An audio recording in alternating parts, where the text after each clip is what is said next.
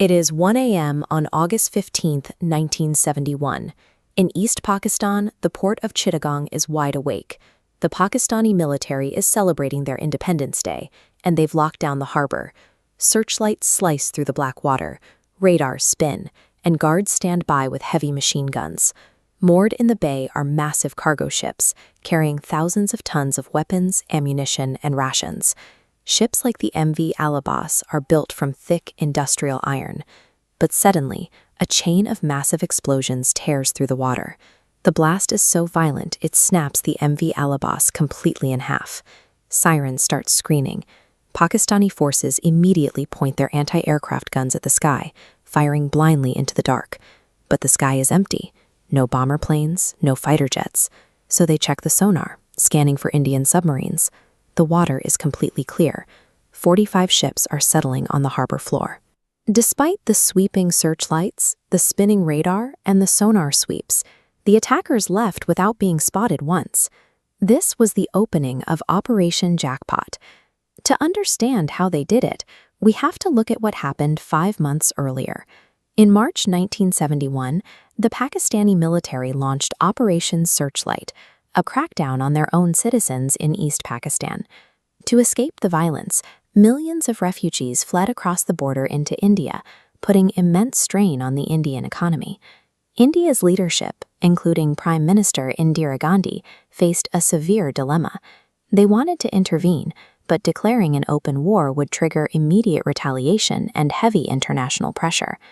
Army Chief General Sam Manekshaw and Naval Chief Admiral S.M. Nanda realized they couldn't fight Pakistan head-on, but they could starve them out. Every bullet, drop of fuel, and grain of rice for the Pakistani military arrived through these sea routes. As the Indian military could cut that maritime supply chain, the Pakistani army would be stranded without supplies. They needed to destroy those ships, but they had to do it using complete deniability. The Director of Naval Intelligence proposed a highly unorthodox solution. Instead of sending the Indian Navy, they would train the refugees who had fled across the border. These were students, farmers, and fishermen. They lacked discipline and had never held a rifle, but they had an intense desire to avenge their families. Raw anger wouldn't be enough to sink a fleet. They needed expert leadership. At that exact time, half a world away in Toulon, France, a Pakistani submarine called the PNS Mangro was stationed in the harbor. On board were several Bengali officers. When they heard radio reports of the massacres back home, 8 of them made a radical choice. They decided to mutiny. These 8 submariners risked everything, slipping out of France right under the noses of Pakistani intelligence. They smuggled themselves into Spain, connected with the Indian embassy, and secretly flew to India. Having these specific defectors on the Indian side solved the intelligence gap. Because they had just served in the Pakistani Navy, they knew the exact patrol schedules, sonar capabilities, and blind spots of the ships they were about to attack. The Indian military set up a covert training facility on the banks of the Bhagirathi River called Camp Plassey. Here, 500 Bengali recruits were put through grueling drills. They learned how to navigate blind river currents and stay completely submerged for hours, breathing only through a thin, hollow reed. Their primary weapon for the assault was the Limpet mine, an explosive device shaped like a small, inverted bowl. Lined with incredibly strong magnets, it permanently fuses to a ship's iron hull. Instead of a timer, pulling the safety pin crushes a small vial inside, releasing a corrosive chemical that slowly eats away a barrier holding back the detonator.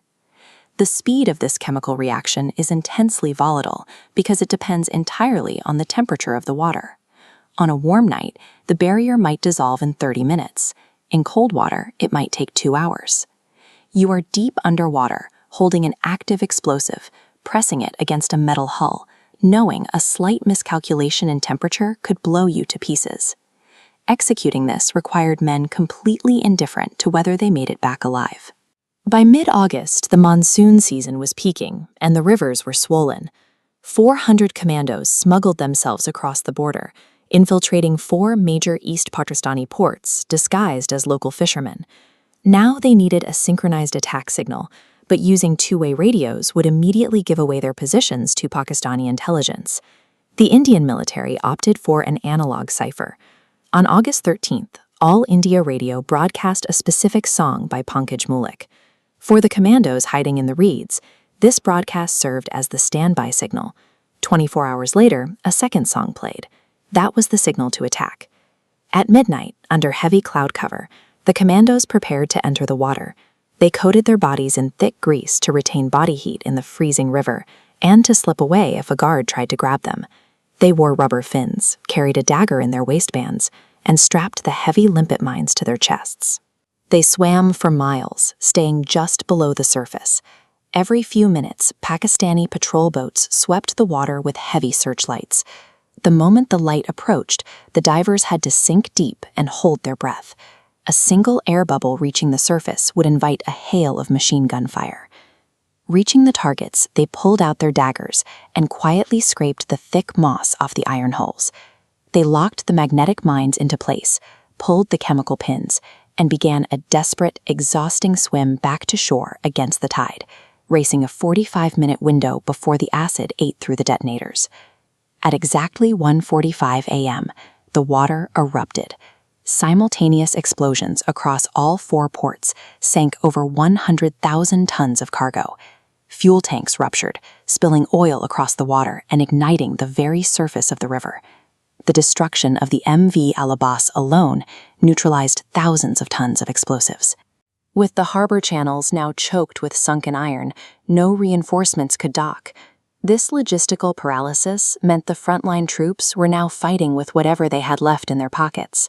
They no longer felt they were fighting an army, but an invisible ghost that could strike from the depths at any moment. By the time open war officially broke out in December 1971, the supply lines were already dead. These divers paved the way for the surrender of 93,000 troops and the independence of a new nation.